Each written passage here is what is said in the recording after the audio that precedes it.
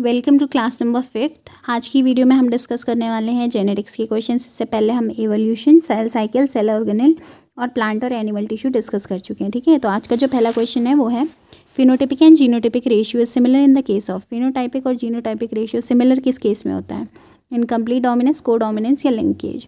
इसका जो सही ऑप्शन होगा वो आपका रहने वाला है इनकम्प्लीट डोमिनेंस। देखो इनकम्प्लीट डोमिनेंस में क्या होता है, जैसे कि हमें पता है लॉ ऑफ डोमिनेंस के अकॉर्डिंग, जो मेंडल का लॉ है उसके अकॉर्डिंग जो डोमिनेटिंग कैरेक्टर होता है वो किसको सप्रेस करता है? रेसेसिव कैरेक्टर को सप्रेस कर देता है। ठीक है, लेकिन इनकम्प्लीट डोमिनेंस में ऐसा नहीं होता है। इसमें क्या होता है, जैसे सपोज एग्जांपल ले लो आप स्नैपड्रैगन या फिर मिराबिलिस जलापा के फ्लावर का। ठीक है, वो ये हो गया रेड कलर फ्लावर, ये हो गया आपका वाइट कलर फ्लावर।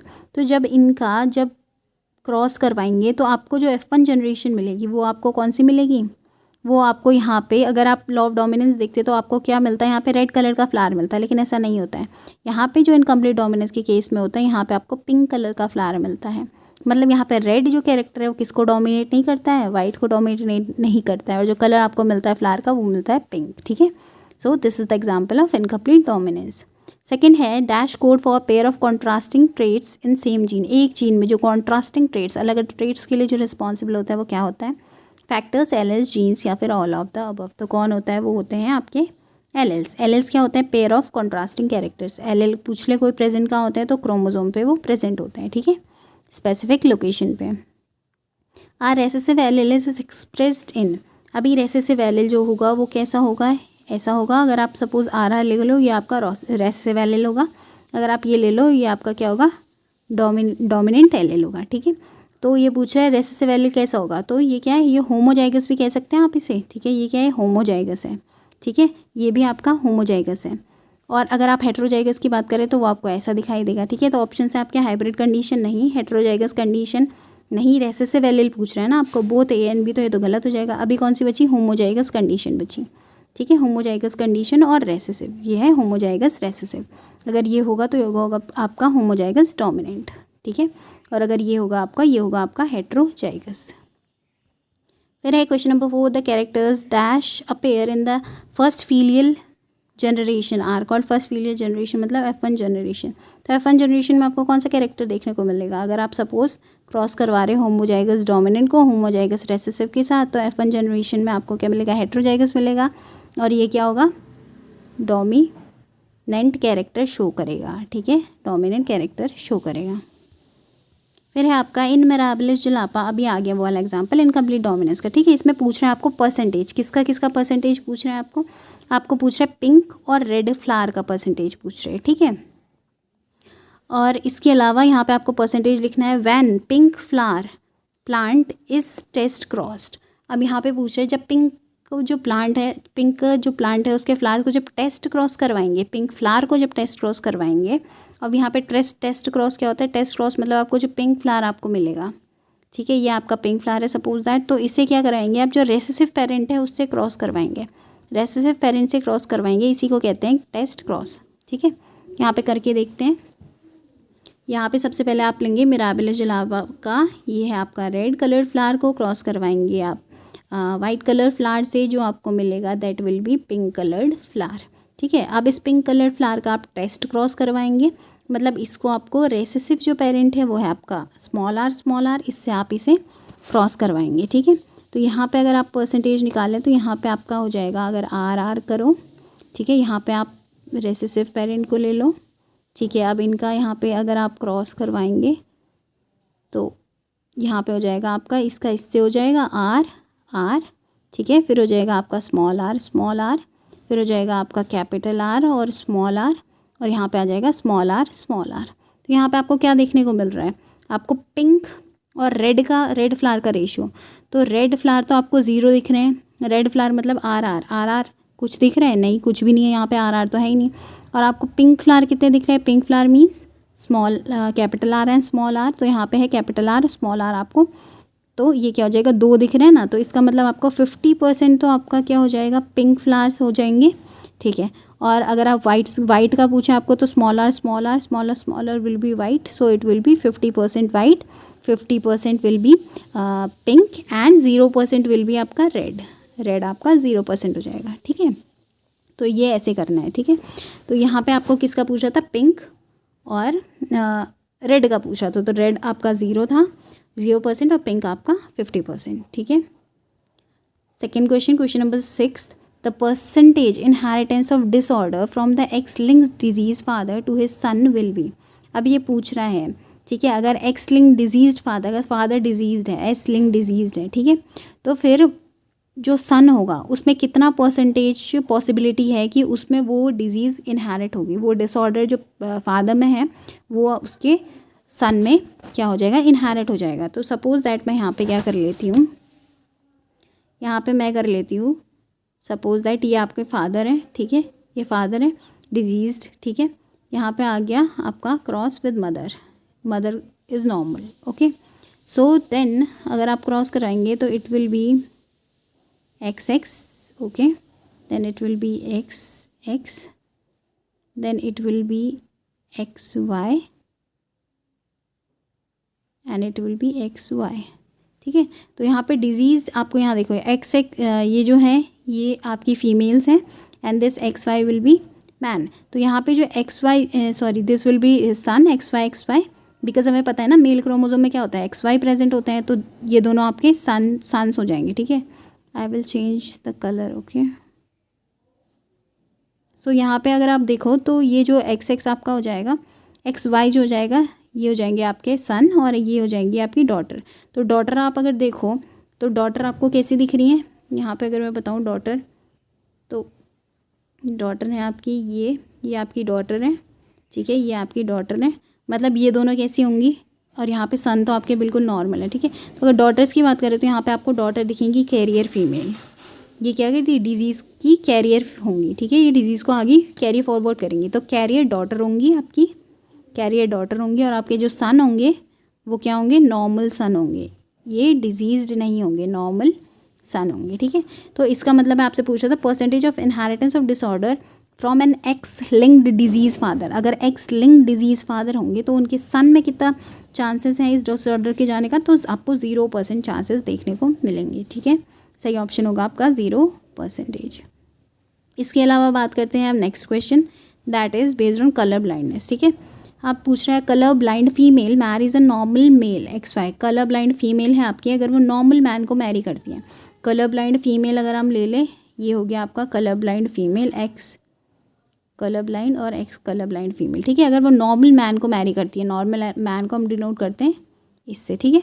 तो अब अगर ऐसा होता है तो क्या हो जाएगा, देखो सबसे पहले करके देखो, अगर आप क्रॉस करवाएंगे तो ये हो जाएगा आपका कलर ब्लाइंड ये, ठीक है। अब इसको आप इससे क्रॉस करवाएंगे तो it will B XC and Y, ठीक है। अब इसको आप अगर वापस इससे क्रॉस करवाएंगे तो it will B XC X plus and it will B XC Y, ठीक है, it will B XC Y। अब आपको क्या मिला, ये 4 चीज़ें मिली, ठीक है। अब आपसे क्या पूछ रहा है कि a colour blind female marries and normal man, तो क्या होंगी, all daughters are colour blind, पहला ऑप्शन है all daughters are colour blind. तो यहाँ पे जो डॉटर है वो कलर ब्लाइंड है, all daughters are colour blind, पहली जो डॉटर है ये क्या है आपकी, और सेकंड जो डॉटर है वो क्या है आपकी, ये क्या है आपकी, कलर ब्लाइंड नहीं है, सारी डॉटर्स तो कलर ब्लाइंड नहीं है, ठीक है। फिर आगे आपका son and daughters are equally colour blind, जो सन और डॉटर हैं वो इक्वली कलर ब्लाइंड है, नहीं ऐसा भी नहीं है, all sons are colour blind. यहाँ पे अगर आप सन्स को देखो, सन्स आपके कितने हैं, XCY और XCY, यही तो है सन, XCY और XCY, ये आपके सन्स है ना। तो ये देखो ये कलर ब्लाइंड है, हाँ कलर ब्लाइंड तो है ये, तो आपके सन्स क्या होंगे, इसमें कलर ब्लाइंड होंगे, नन ऑफ दीज। तो अगर आप देखा जाए तो इसमें जो सही ऑप्शन हो क्या होगा कि आपके जो यहाँ पे जो सारे सन्स हैं वो क्या होंगे, कलर ब्लाइंड होंगे। तो अगर एक कलर ब्लाइंड फीमेल एक नॉर्मल मैन को मैरी करते हैं, जो सारे जो सन्स होंगे, सारे जो लड़के होंगे वो आपकी कलर ब्लाइंड देखने को मिलेंगे, ठीक है।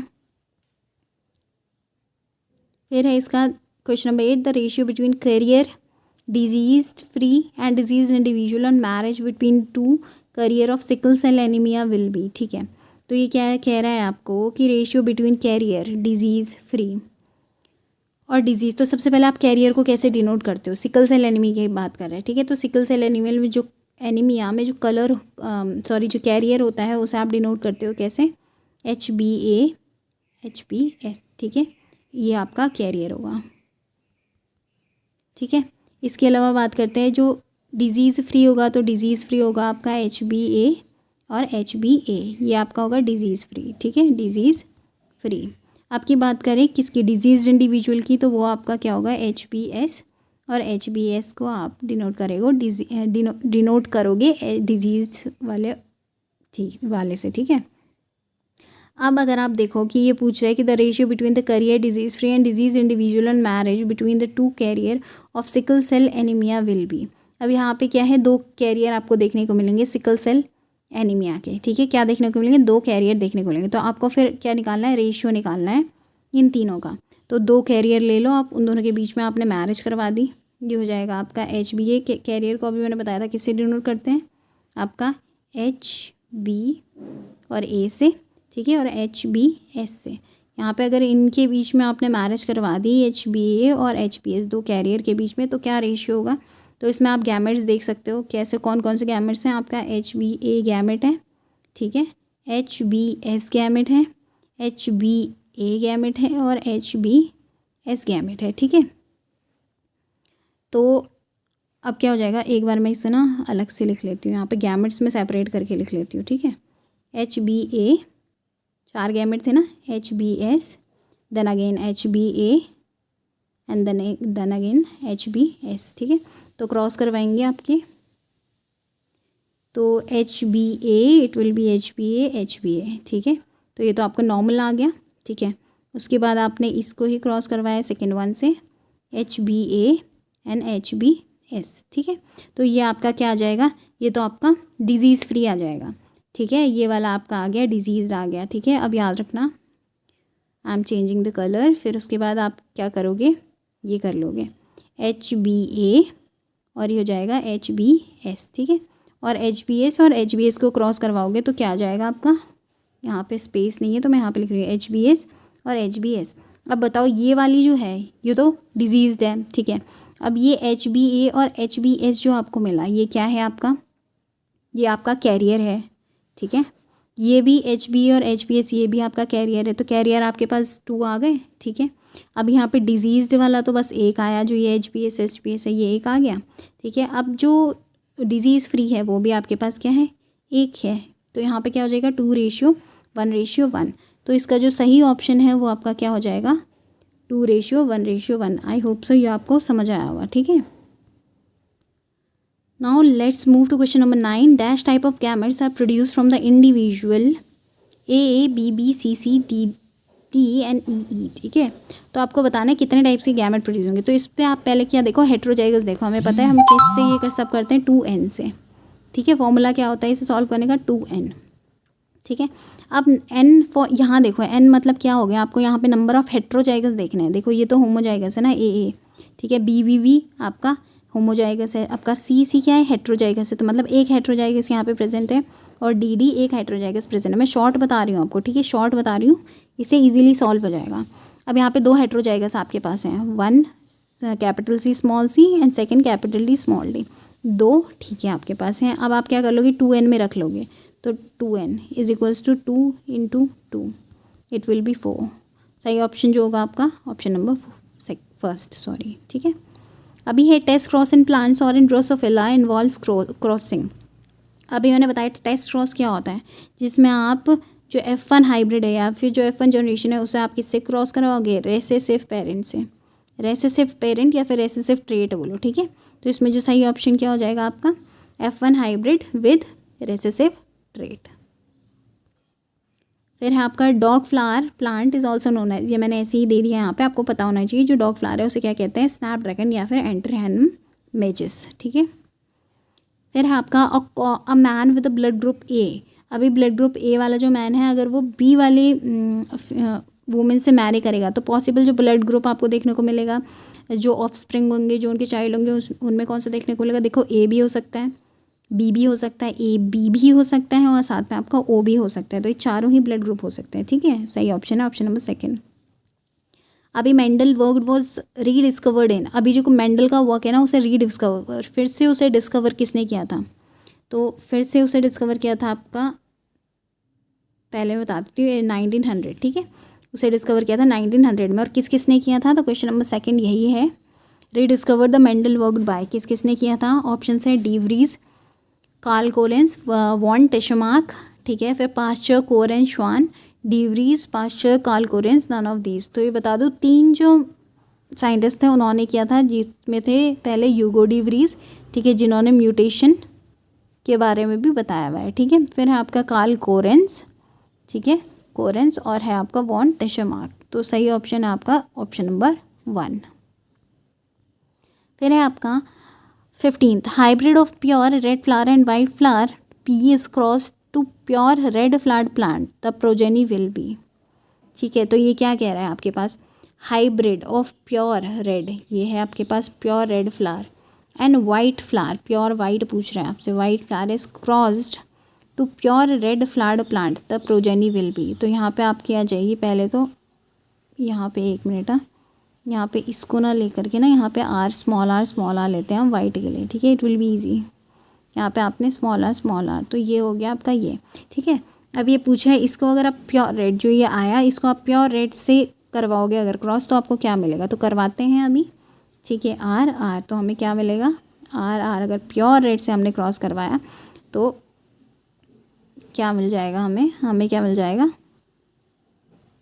आर, हमें क्या मिल जाएगा, डोमिनेटिंग कैरेक्टर देखने को मिलेगा ना। करवाओ यहाँ पे 1 मिनट, आर और आर,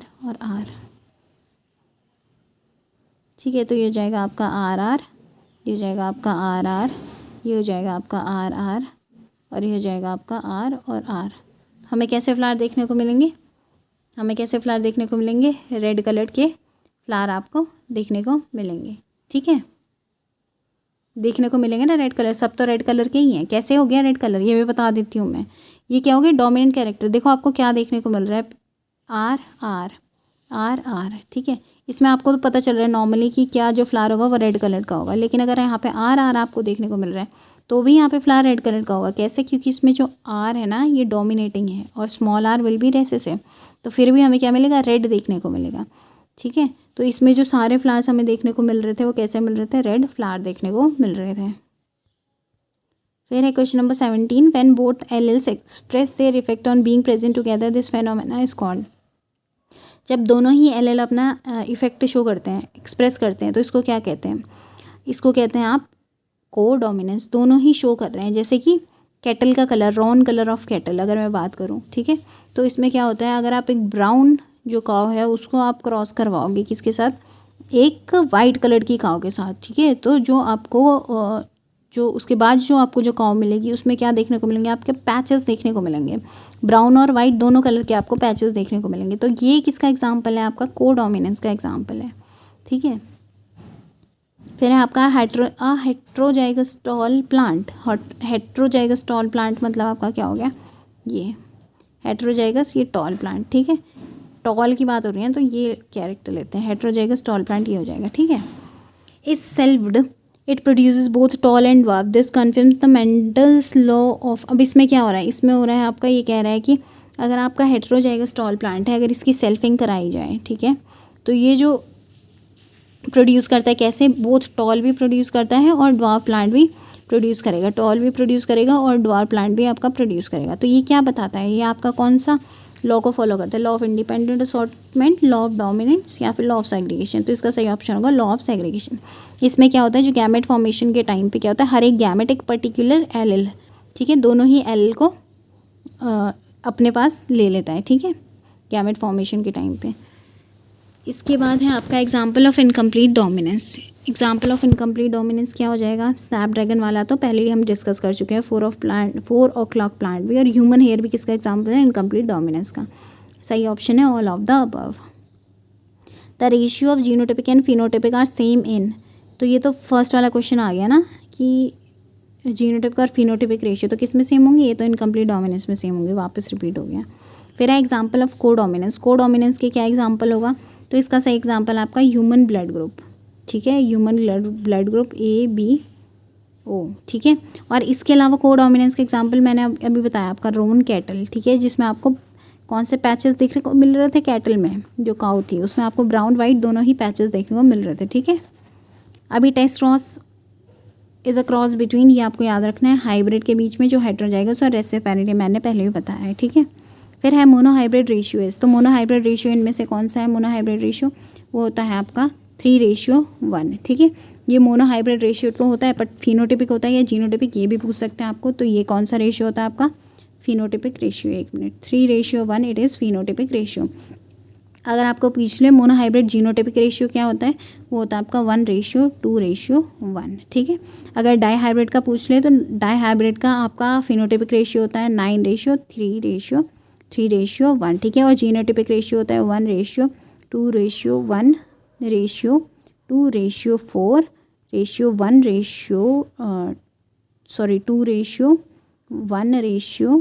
2:1:1, ठीक है। ये थोड़ा सा लंबा है, ठीक है, इसका जो जीनोटिपिक रेशियो है, लेकिन आपको एटलीस्ट ये तो इतना तो याद आपको रखना ही है।